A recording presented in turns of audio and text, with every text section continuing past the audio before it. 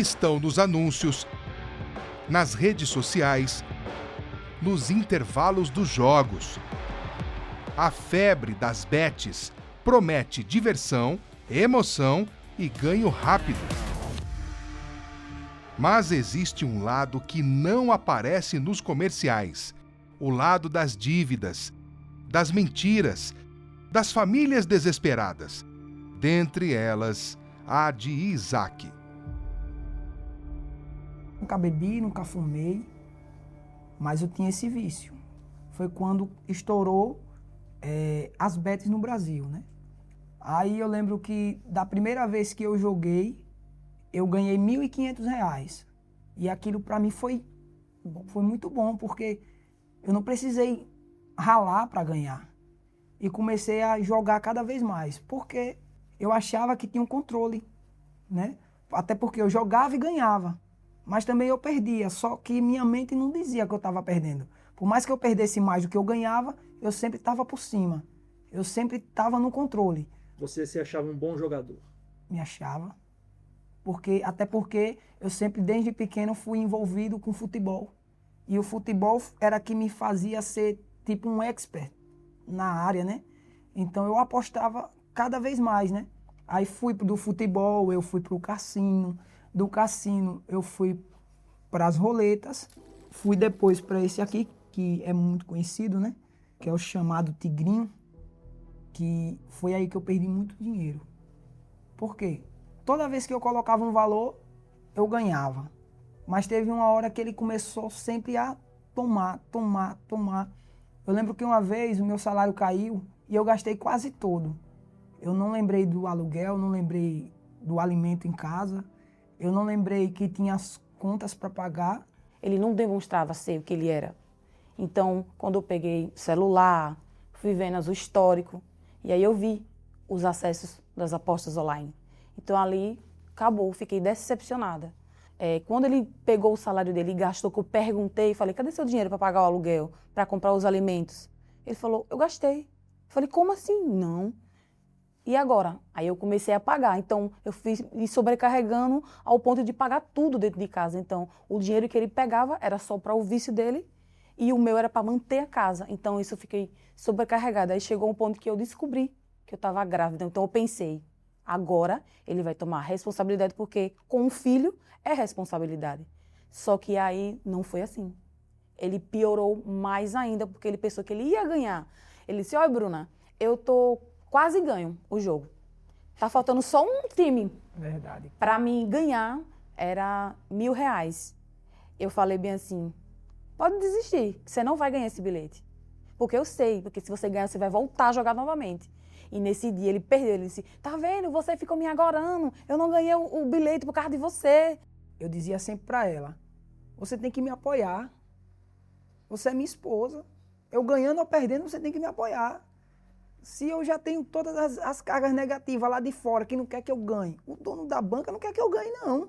Ainda tem você contra mim. Desse jeito eu não ganho, não. Aí eu começava a comparar ela com outras mulheres, entendeu? Ó, fulana de tal, mulher de fulano de tal, apoia ele, pô, fulano só anda ganhando. Então, a gente discutia bastante em relação a isso, porque eu queria que ele parasse de jogar. E eu lembro que um episódio que me marcou foi quando a gente discutiu na frente da nossa filha. E ela começou a chorar. E aquilo me cortou, porque eu falei, não dá. Então, ou a gente se resolve hoje, ou a gente vai se separar hoje. E eu falei, você vai ter que parar. Não dá para continuar mais com você assim. E eu lembro que eu disse o que para você? Se você quiser se separar de mim, eu vou no cartório agora. Então a gente vivia numa situação, pode-se dizer, 2 trabalhadores vivendo na miséria. Eu sempre trabalhei, mas chegou um ponto que não dava mais para sempre estar mantendo a casa. Você deixava sempre na sua conta, não era o dinheiro, né? E você ia dormir, o que eu fazia? Eu pegava o dinheiro, né? E colocava na plataforma. Aí como eu via que a plataforma não aceitava o CPF de terceiros, aí eu peguei seu CPF e fiz um cadastro, né? E através desse cadastro eu conseguia entrar nas bancas, fazia o jogo, depositava com o seu dinheiro do salário que você ganhava, né? E chegou um ponto de pedir minha facial para poder desbloquear o aplicativo, para poder ele começar a jogar mais em outras. Até então eu abria conta no nome dela para eu poder ir jogando, porque eu achava que naquela outra banca eu tinha azar. Eu tinha azar nessa banca, então agora que eu estou com azar nessa banca, eu vou para essa que vou ter sorte. As propagandas mostram vencedores. Os números contam outra história. Cerca de 7,5 milhões de brasileiros já comprometeram a própria renda com apostas online. Para Isaac, o jogo havia deixado de ocupar apenas a tela do celular. Agora dominava sua vida por completo. Eu perdi controle sobre o jogo e, consequentemente, sobre todo o valor que eu tinha na minha conta. A ponto de perder dinheiro, a ponto de pegar emprestado com agiota, a ponto de pegar com mais de 3 a 4 agiotas ao mesmo tempo e só ir pagando juros e continuar devendo. Eu pagava um, ficava devendo o outro, pagava um, ficava devendo o outro. E eu cheguei ao ponto de pegar e fazer de tudo para sair da empresa que eu trabalhava, para pegar aquele dinheiro para poder manter esse vício. Só que foi o contrário. Eu peguei aquele dinheiro, eu lembro na época 10 mil reais eu peguei. E esse dinheiro foi todinho pro vício das bets. Eu fui pegar o celular para conferir o saldo. E quando eu fui ver, não tinha mais nada. O que mais me marcou foi quando eu abri o armário. Desculpa. Eu abri o armário e... Perdão, pastor. Fique à vontade. Eu abri o armário e não tinha nada para comer. E minha filha, ela sempre gostava de lanche, né? E eu não tinha como dar para ela naquele momento, né? Porque todo o dinheiro que eu pegava era para jogo. Isso foi desencadeando em mim uma depressão, uma síndrome do pânico que eu peguei. Eu não podia ver uma moto, que eu pensava que os caras estavam vindo me matar. Eu me vi numa situação que a única coisa que eu queria era dar cabo daquele sofrimento. E eu imaginei assim, imaginava comigo, se eu morrer, eu não vou precisar mais pagar minhas dívidas. E ele não estava em si, ele estava descontrolado, ele ficava me olhando assim, ele não estava em si. Eu só lembro que ela estava tentando me reanimar. Por que você está fazendo isso? E aí eu respondi para ela, eu não sei.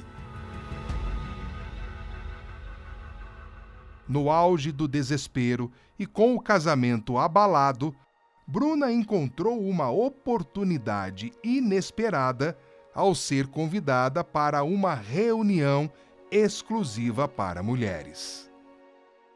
A reunião do Autoajuda, né, do Godjude, me ajudou muito porque eu comecei a me enxergar, de fato e de verdade, porque outrora eu não conseguia ver o que que faltava dentro de mim.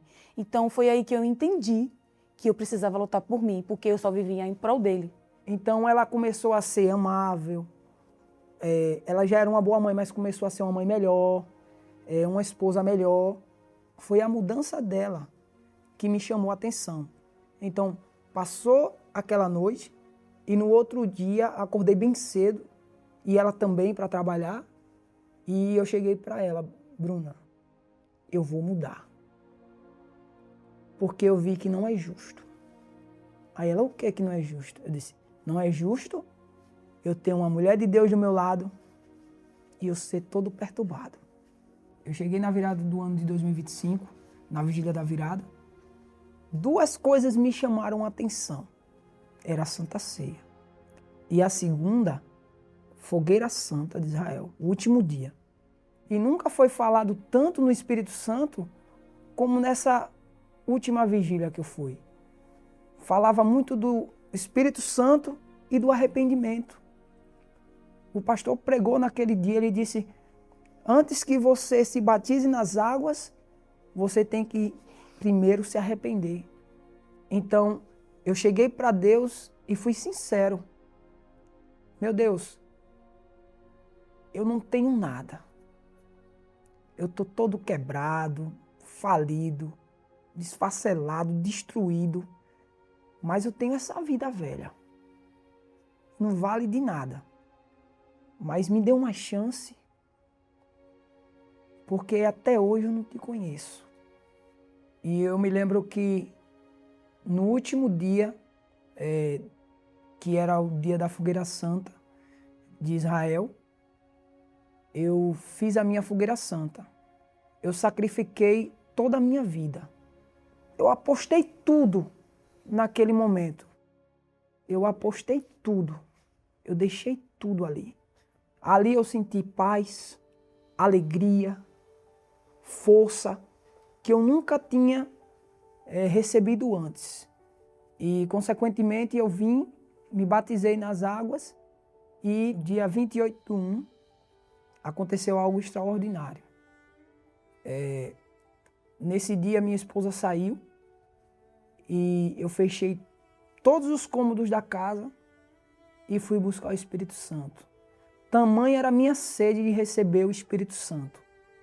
Eu fui sincero naquele dia. Disse, meu Deus, se eu não receber o Espírito Santo, eu vou voltar para os vícios. Eu sei que eu não sou digno de chegar na tua presença e dizer, eu mereço, Senhor, porque eu não mereço. Eu sou miserável.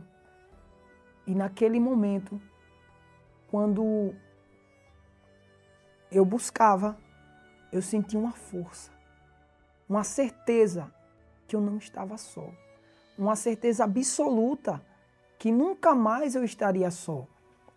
Eu fui liberto ali naquele mesmo momento dos vícios. Não só do vício das bets, mas também da pornografia. Eu me libertei de mim mesmo. A gente começou a participar das palestras da terapia e eu comecei a aprender algo que eu não aprendi antes. Eu me tornei um melhor pai, eu me tornei um bom marido para ela. Eu comecei, aquela pessoa que gastava todo o dinheiro na bet, começou agora a pensar na família. Ele recebeu o Espírito Santo e eu também tenho o Espírito Santo. E hoje eu posso dizer que eu sou feliz, porque hoje não falta nada. Hoje ele me ama, hoje ele deixou tudo. Eu não consigo me reconhecer. Eu era uma pessoa totalmente diferente da pessoa que eu sou hoje. Tudo graças ao Espírito Santo. E, consequentemente, participando do Intelimer, a gente hoje está sempre aprendendo e inovando dentro do nosso casamento.